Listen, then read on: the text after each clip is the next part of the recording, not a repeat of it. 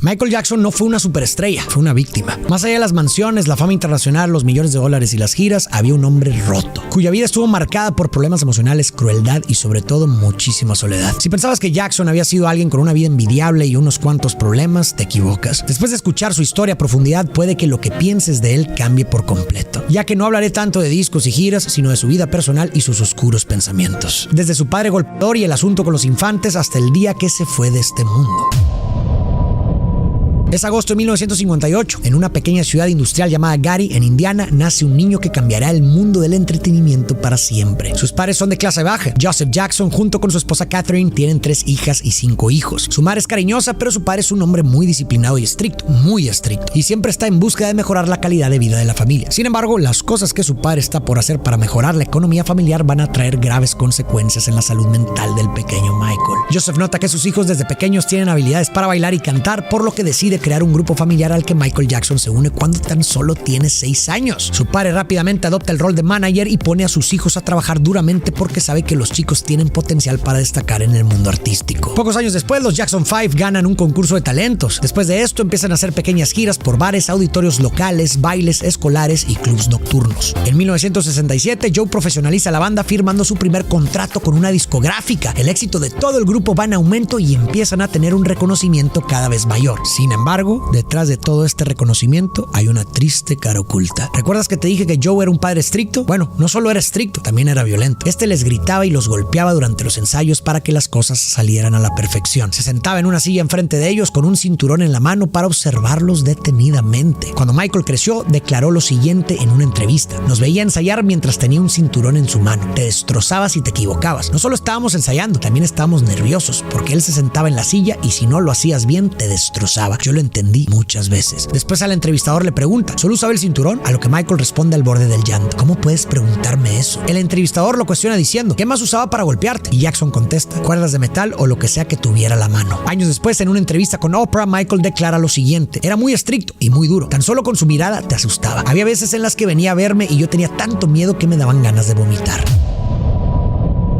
Las cosas fueron mejorando cada vez más para los Jackson 5. No obstante, el que más destaca por su talento al bailar, pero sobre todo por su increíble voz, es Michael, quien para su corta edad ya era considerado como una promesa en el mundo de la música. Los Jackson 5 aparecen por primera vez en televisión en 1969 en un concurso de belleza llamado Miss Black America. Este programa lo ven cientos de miles de personas, por lo que les da aún más exposición y reconocimiento. Muchas de las entrevistas se centran casi exclusivamente en el pequeño Michael, y revistas importantes como The Rolling Stone lo declaran como un prodigio. Pero ese mismo año, cuando Michael tiene tan solo 11 años, el grupo lanza la canción I Want You Back y se convierte en un rotundo éxito. Tanto así que rápidamente se vuelve la canción más popular en todo Estados Unidos. En esta canción Michael es la voz principal, por lo que la mayor parte de la atención se centra en él. Este hecho es importantísimo debido a que poco a poco se está encaminando a hacer su carrera en solitario. Y justo así fue. Al mismo tiempo que trabaja con sus hermanos, Michael inicia su carrera como solista y con cada álbum que publica va mejorando un poco más. El chico poco a poco se está preparando para crear el álbum que marcará un antes y un después en su carrera en solitario, el famoso álbum Off the Wall. Hasta el momento todos ven al grupo y a Michael como superestrellas, pero detrás del espectáculo hay un chico que perdió algo muy importante. Hasta ahora todo el éxito laboral ha sido a costa de muchísimo trabajo, pero sobre todo a costa de su infancia. Para que dimensiones la cantidad de trabajo que llevaba hasta entonces, cuando Michael Jackson tenía 20 años había lanzado 14 álbumes en grupo con sus hermanos, o sea, con The Jackson 5. Y como artista en solitario, Michael había lanzado 4. Si sumamos todo, nos da un total de 18 álbumes. Pero hay que tomar en cuenta que empezó desde los 6 años, lo que significa que Michael llevaba para entonces publicados más de un álbum por año. Y todo esto mientras hace shows en vivo, giras, conciertos, apariciones en la tele, ensayos, grabaciones en estudio y entrevistas. Y toda esta carga de estrés y trabajo le está por traer repercusiones psicológicas muy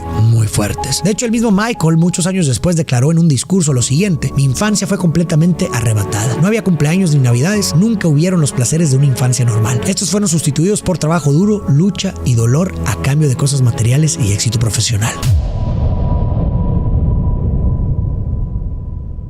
El éxito para los Jackson 5 está siendo tanto que se mudan a una casa muchísimo más grande, en Encino, California. Pasaron de vivir 11 personas en una casa con 2 cuartos a vivir en prácticamente una mansión. El pequeño Michael fue creciendo tanto física como profesionalmente. Ya no es un niño que hace música infantil, ahora es un ídolo adolescente. Lanza sus 3 álbumes como solista hasta que finalmente en 1973 saca el álbum que marcaría el antes y después en su carrera, el álbum Off the Wall. Este rápidamente se vuelve un rotundo éxito comercial, con éxitos como Rock With You y Don't Stop Till You Get Enough, la cual hizo a Michael ganador de su primer Grammy. Este álbum se convierte en el primero de la historia en generar 4 sencillos que llegaron al número 1 de las canciones más escuchadas. Las cosas iban bien, pero estaban a punto de ir aún mejor. No obstante, aquí surge un nuevo problema en la vida del chico: las cirugías plásticas. En 1979, mientras tenía un ensayo de baile, Michael cae y se rompe la nariz, por lo que necesita una intervención quirúrgica. La primera cirugía fue presentada inicialmente como una necesidad médica para ayudar a corregir un problema de respiración que se había complicado debido a la fractura, pero también hubo un cambio en la estética de la misma. Fue un proceso llamado alarplasia que, como podemos ver, hace más angosta la base de la nariz. Puede que Michael haya hecho esto por varios motivos, pero aquí te va una posibilidad bastante triste. En una entrevista con Oprah, Michael declaró: "Mi padre me molestaba diciendo que tenía una nariz gorda y que era un chico feo". Esto es crucial para entender esta parte de su vida, ya que puede que Michael haya sufrido de dismorfia corporal. Esto no está completamente comprobado, pero hay varios factores que pueden ayudarnos a deducirlo. Este trastorno es un problema de salud mental en el cual una persona está preocupada de manera obsesiva por lo que él percibe como defectos en su apariencia, aunque estos a veces ni siquiera existen. Y como vimos, Michael creció en un hogar en el que su padre lo maltrataba tanto física como verbalmente. El maltrato y la crítica constante hacia aspectos físicos como la nariz o la apariencia del chico pueden sembrar las semillas de una imagen corporal negativa, más viniendo de figuras parentales, las cuales son fundamentales para el desarrollo de la autoestima y la autopercepción. La dismorfia corporal no solo afecta la percepción de uno mismo, sino que puede llevar a comportamientos perjudiciales como múltiples cirugías plásticas riesgosas, y también puede conducir a ansiedad, depresión y en casos extremos a la autodestrucción. Su vida y sus múltiples cirugías plásticas sugieren una lucha con la autoimagen. El caso de Michael Jackson nos evidencia cómo las heridas de la infancia pueden manifestarse de maneras profundamente perturbadoras en la edad adulta. En la entrevista mencionada anteriormente también declaró lo siguiente: "No podía verme al espejo y veía mi rostro en la oscuridad. Yo solo me miraba y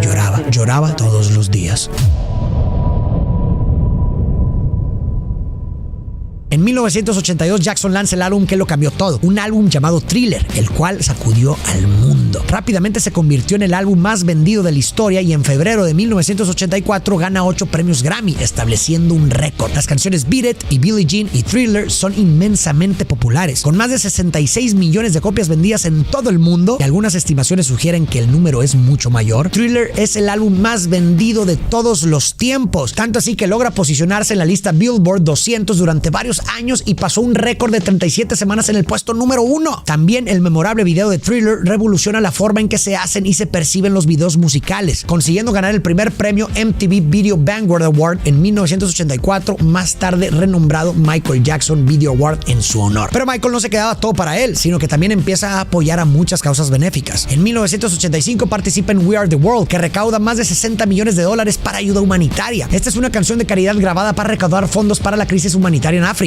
La canción fue escrita por Michael Jackson y Lionel Richie y producida por Quincy Jones. Reunió una variedad de artistas famosos de la época en un evento sin precedentes de colaboración. Y también en esta década, el chico realizó por primera vez el ya conocido paso de baile Moonwalk durante un programa de televisión, dando la ilusión de que Jackson podía caminar hacia atrás sin esfuerzo alguno. Este paso ya había sido ejecutado por otros artistas, sin embargo fue Michael quien lo popularizó y lo incorporó como su pase de baile insignia. Michael Jackson estaba en la cima del mundo. No obstante, durante el auge de Thriller también sucede un trágico evento que va a impactar significativamente y de forma negativa la vida de Michael. Es un 27 de enero de 1984. Michael Jackson se encuentra firmando un comercial para Pepsi en un auditorio en Los Ángeles. Pero mientras el comercial se rueda, algo sale terriblemente mal con los efectos pirotécnicos y prenden fuego a la cabeza de Jackson. Todos corren a ayudarlo, pero el daño ya está hecho. El fuego ocasiona quemaduras de 2º grado y 3er grado en la parte superior de su cráneo. Es llevado de inmediato al hospital, donde rápidamente es tratado por sus lesiones. Las quemaduras son breves y requieren tratamiento inmediato, que posteriormente se convierten en una cirugía para implantar injertos de piel en el cuero cabelludo. Obviamente Michael demandó a Pepsi y ganó la demanda, obteniendo así una indemnización de $1.5 millones,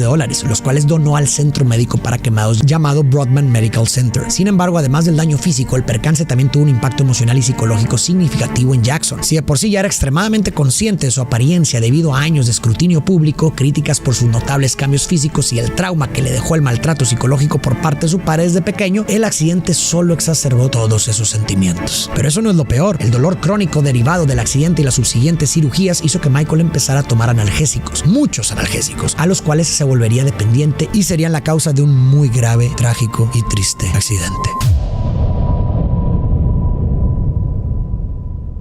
En 1987 Michael lanza el disco Bad y con él consigue llegar al punto más alto de su carrera, pero también marcó el inicio de su decadencia como persona. Este álbum logra vender alrededor de 35 millones de copias en todo el mundo y es certificado con múltiples discos de platino en varios países. Bad produjo una serie de éxitos que llegaron al top 10 de las listas de Billboard, incluyendo Bad, The Way You Make Me Feel, Man in the Mirror, Another Part of Me, Smooth Criminal, entre otros. Las ganancias de la canción A Man in the Mirror son donadas a una organización benéfica que ayudaba a niños que padecían cáncer. Con la salida del álbum también vino el tour mundial de Bad. La gira comenzó el 12 de septiembre de 1987 en Tokio y terminó el 27 de enero de 1989 en Los Ángeles, Estados Unidos. O sea que duró 2 años y 4 meses. Esta trajo a más de 4.4 millones de fanáticos en aproximadamente 123 conciertos y se estima que el Bad World Tour recaudó más de 160 millones de dólares en dinero de hoy en día, lo que la convierte en una de las giras más taquilleras de todos los tiempos hasta ese momento. También compra su rancho por 18 millones de dólares ubicado en California con un área de 1,100 hectáreas al que nombra Neverland,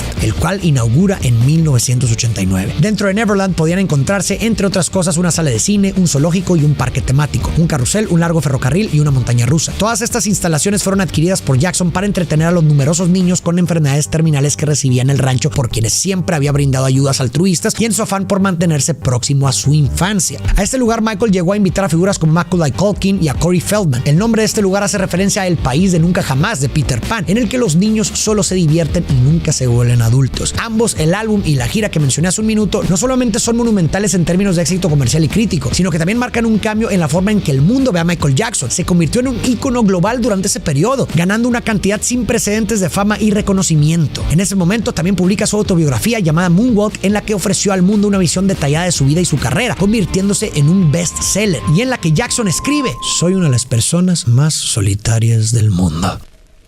En el libro, Michael Jackson describe la soledad como una de las facetas más difíciles de su vida y fama, un aislamiento que sentía a pesar de, o quizás debido a, su fama mundial. Ha alcanzado tal nivel de éxito que su identidad como individuo se ha difuminado en la sombra de su propio mito. Ser el rey del pop era un título que le otorgaba admiración masiva, pero al mismo tiempo creaba una barrera casi insuperable entre él y el resto de la humanidad. Pero aún peor, a causa de la cantidad masiva de éxito, la gente ya no veía a Jackson como un ser humano, sino como una oportunidad. Una nota exclusiva para un periodista, un contrato millonario para un productor, un trampolín hacia la fama para un músico emergente. Tal vez Jackson pudiera haber sentido que su humanidad se había convertido en una moneda de cambio, dejando de lado sus sentimientos, deseos y emociones, transformándolo en un mero objeto. Paradójicamente, está rodeado de millones de fans y un entorno que constantemente quería algo de él podría haberlo llevado a una soledad extrema. It feels good to be thought of as a person, not as a personality.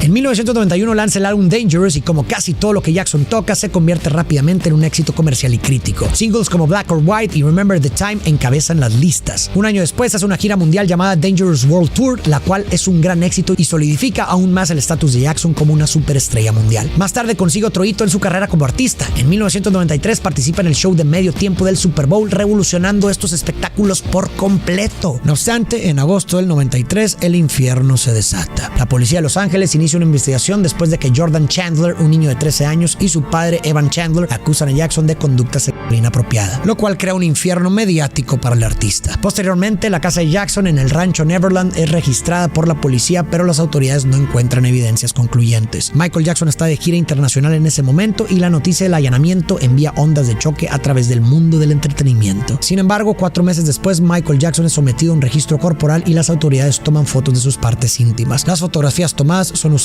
para compararlas con las descripciones dadas por Jordan Chandler. Este evento se convierte en una fuente significativa de humillación y estrés para Jackson y recibe una amplia cobertura mediática. Este suceso en su vida, sumado a las críticas y comentarios de literalmente el mundo entero, se traduce en fuertes periodos de estrés para Michael, lo que poco a poco se empieza a convertir en problemas de salud mental como depresión o insomnio. Muy posiblemente este tipo de situaciones hizo que Michael se refugiara en el consumo de fármacos y, para poder combatir su insomnio, empezó a usar medicamentos como el Valium. Para poder continuar con su vida, en enero del 94 Michael Jackson junto con sus abogados llegan a un acuerdo civil. Aunque la investigación criminal sigue en marcha, Jackson y los Chandler